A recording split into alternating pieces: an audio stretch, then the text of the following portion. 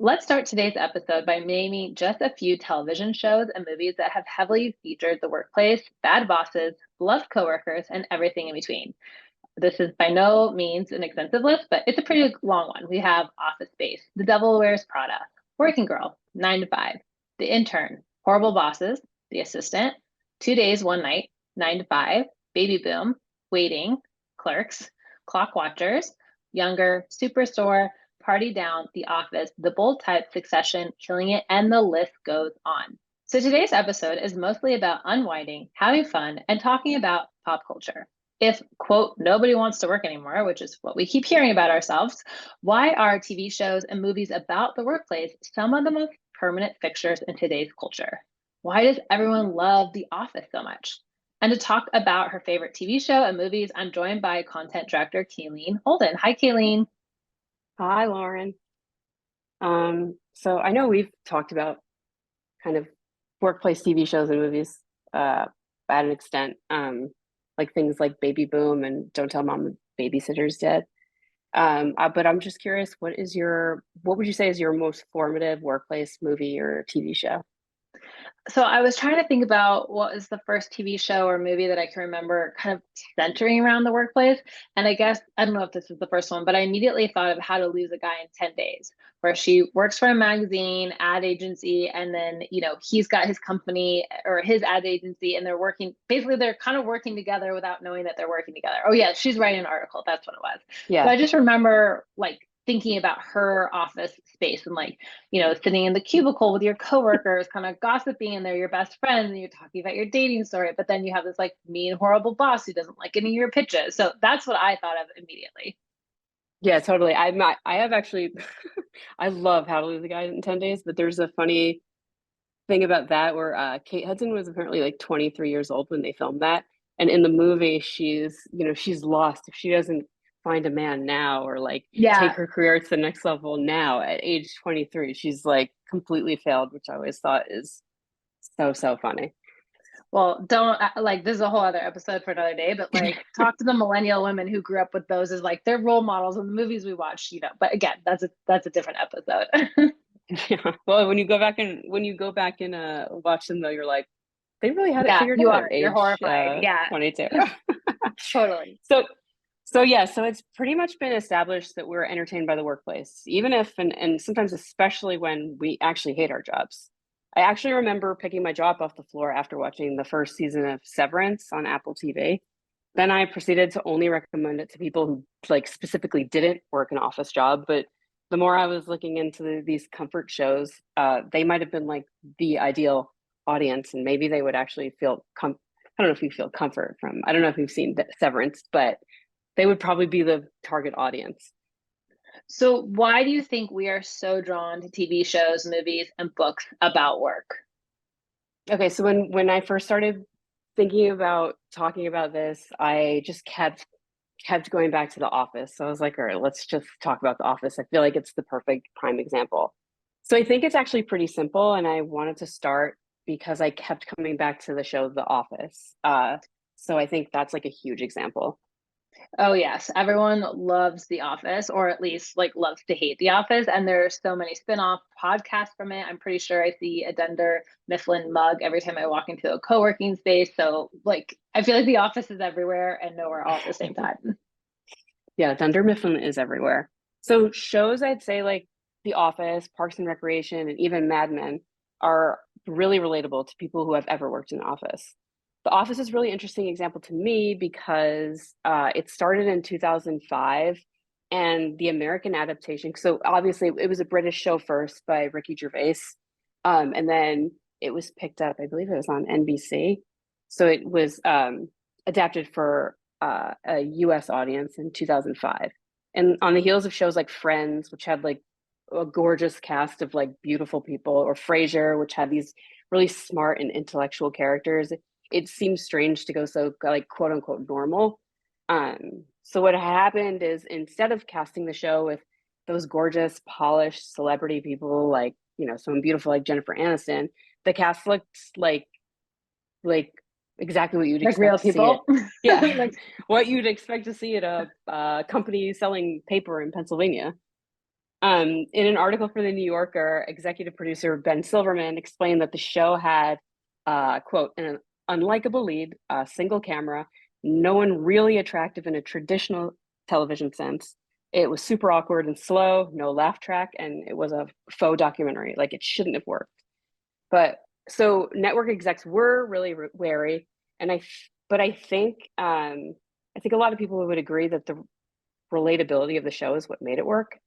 In the same New Yorker article, which we linked in the show notes, the writer attributes the characters' bold boringness and they're willing to talk in passive everyday cadences as the core of the thrill, even if like actual thrills were rare. You know, it's not like ER or Grey's Anatomy where there's like a center like dramatic thing happening every week.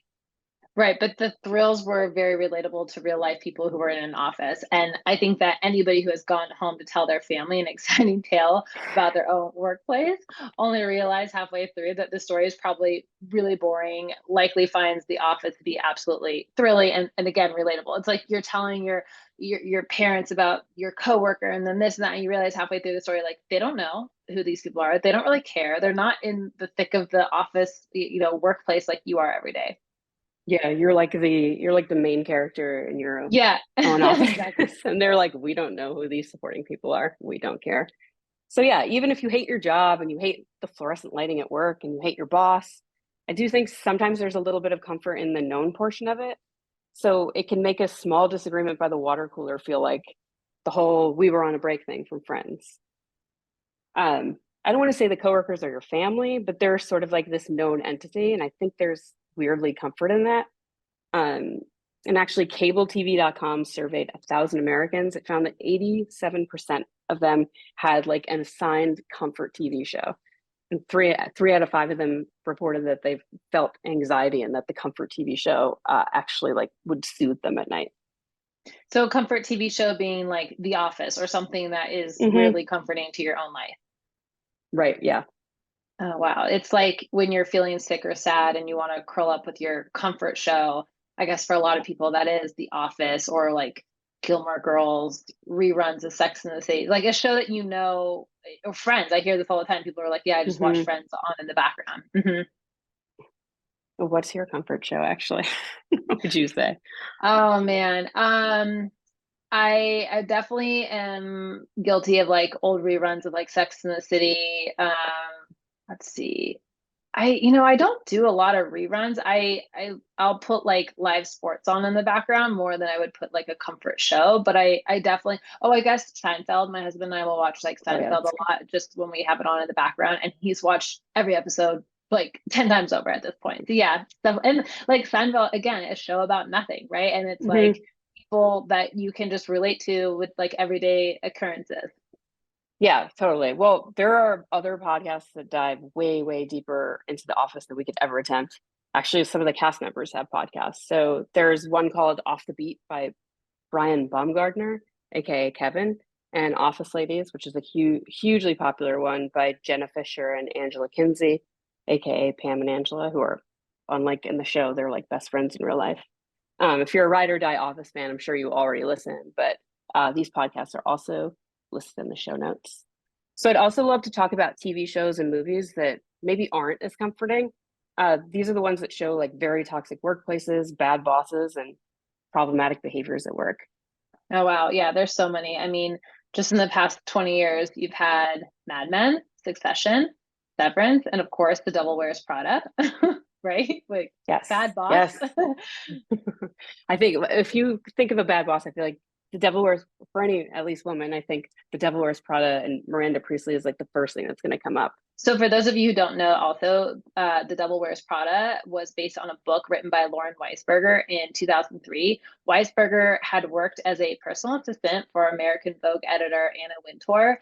So, it's widely speculated that the boss character, Miranda Priestley, also a fashion magazine editor, is dun, dun, dun, based on Anna Wintour.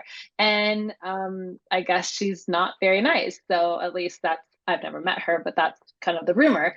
And when they asked her about it, she was quoted as standing behind the movie and saying, quote, anything that makes fashion entertaining, glamorous, and interesting is wonderful for our industry. So I was 100% behind it. But you can tell that she's probably come around to that from the PR perspective, but like literally an entire movie and book is made about her.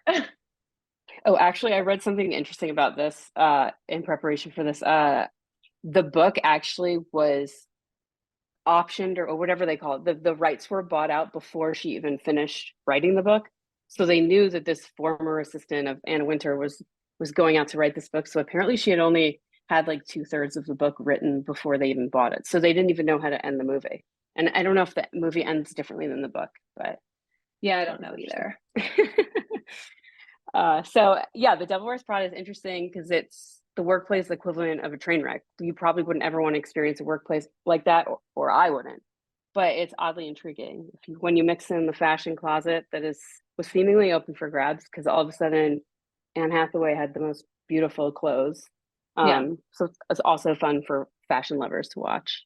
And there's a lot going on in the movie. You have the bad boss, the kind of mean coworker, the boyfriend, who I know there's a lot of discussion about that still, and Stanley Tucci.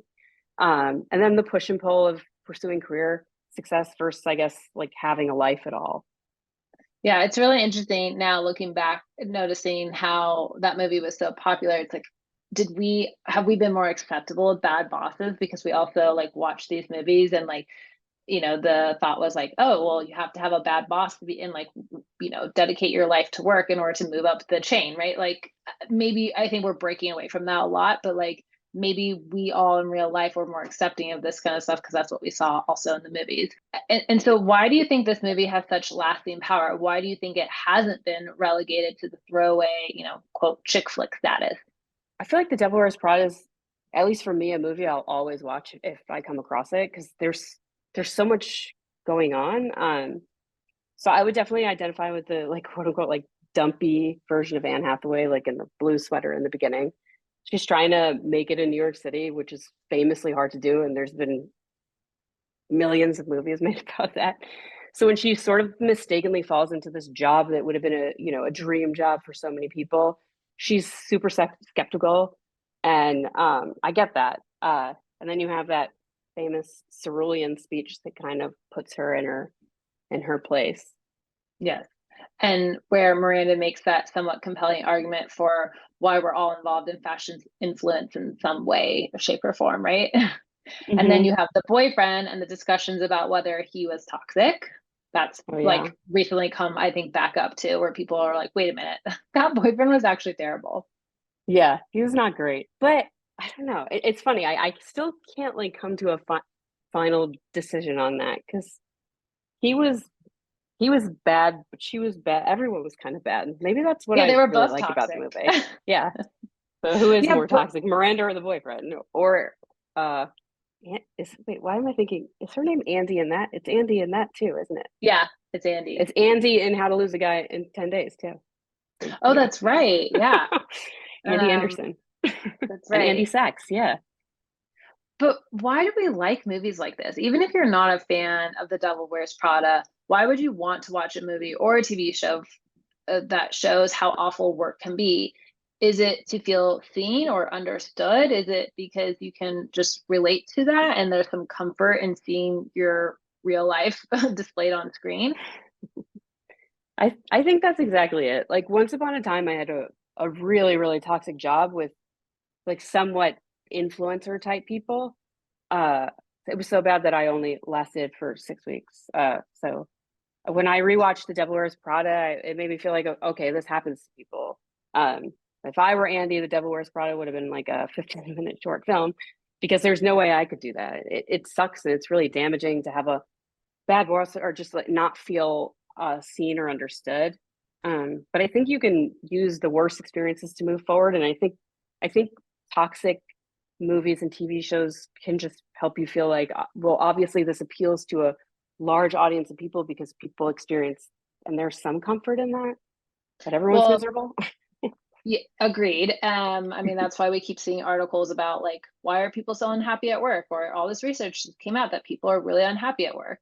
I also think the Devil Wears product shows a unique female point of view when it comes to being a quote workaholic, which we don't see too often. And spoiler alert, Andy doesn't completely lose herself and sell out. If you haven't watched it, you probably have if you're listening to the show. But she also doesn't burn any bridges. So the villain in the story remains kind of ambiguous about, like, is it is Andy her own worst enemy, or is like Miranda all to blame?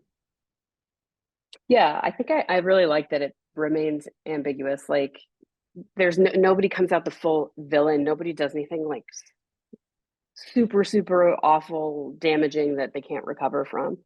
Um, but I think it's a really interesting look into not only the workplace, but the idea of an overall ambitious career and the far-reaching effects on your personal life, your family, everything. Yeah. This makes me also think of like Emily in Paris. Like, Yes. again, very unrealistic, right? Like, you work for a company and your boss is pregnant, and somehow you're the one who ends up going to Paris and getting this incredible job and the apartment. Like, the whole thing is really unrealistic.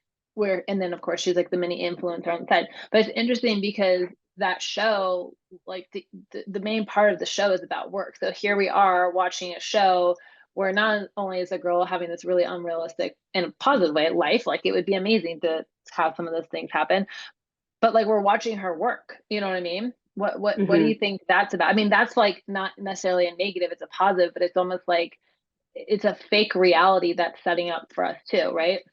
I feel like with Emily in Paris, it's like it's a whole other thing. It's work, but it's completely fantasy based. I feel like that's also was always the draw with Sex in the City, and to a point, Friends. It's like nobody actually lives like that on these salaries, or Yeah. it's not that easy. And Emily in Paris, in the first season, they would show her, she just like post a picture of a croissant, and her followers went up like 7,000. Yeah. It's like that. It's nothing that would happen, but it's fun to fantasize about it. Why not? Like, yeah, sure. This could be your life if your boss got pregnant and you went to Paris. Why not? Why not use that fantasy? Do you think though all these shows at work that are showing either okay, one end of the spectrum, which is really unhealthy, very toxic, then you have the Emily in Paris end of the spectrum where it's like, okay, that's pure fantasy. Like, it never happens like that. It never happens that easy. Like, what's the takeaway for people? Like, should we stop watching these shows because it messes with our own like expectations around work? Or is it just sort of like recognizing like, wait, so much of our world revolves around work, including our pop culture. So the idea of ever having your identity completely separated from work, maybe that's asking too, like, maybe that's your expectations are off with that too. Yeah. I think why movies like this have such lasting power, like The Office has been off air for more than 10 years.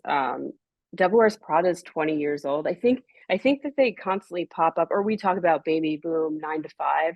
These things constantly pop back up because one, a lot of the issues still are unsolved, and or like we made moves to go to a healthier workplace than it drew back. I think that they're always so relatable because you're kind of re-examining them through different lenses.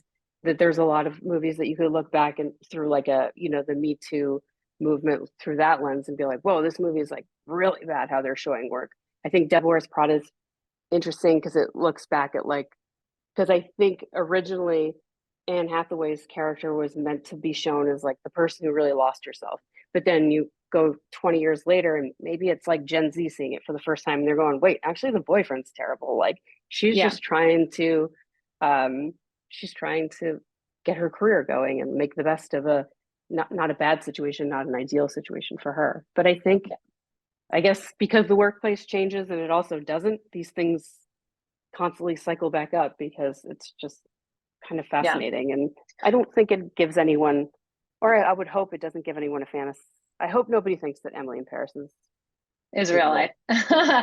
I was also thinking too, like our addiction. Okay, obviously we have pop culture, but then also this has gone into like Instagram meme accounts where they're not always like fake, but like they're making fun of like workplace culture. And like workplace culture in itself is so entertaining, not necessarily to live through, but like so entertaining to watch in these movies and these TV shows now on Instagram, and Yeah. TikTok and that kind of stuff. So, well, this is really interesting. I love exploring kind of pop culture's obsession with work and it is sort of funny. I don't know if anyone's ever thought about it, but like, why do you get off work to go watch a show about work? So the whole idea is very interesting. If you're interested in pop culture and work and you'd like to explore more popular TV shows and films centered around the workplace, leave us a review because we would love to, maybe dissect certain bosses in the workplaces. Or I know a while ago we actually did a whole episode about Emily in Paris and how it was unrealistic to the workplace. But the whole idea of comparing pop culture to real life work is kind of fun. So leave us a review if that interests you. Let us know how you like this episode. Kayleen, thank you so much for joining us today. And then I will also make sure there's a bunch of stuff in the show notes for you all. If you do leave us a review, share the movie or TV show that you'd like us to dive deeper into. We could probably do a whole season on The Devil Wears Prada, but we don't want you guys to have to live through that. That's not what you're interested in. And be sure to share this episode with somebody who loves workplace culture and pop culture. I'm sure they would enjoy the episode. So thanks, guys.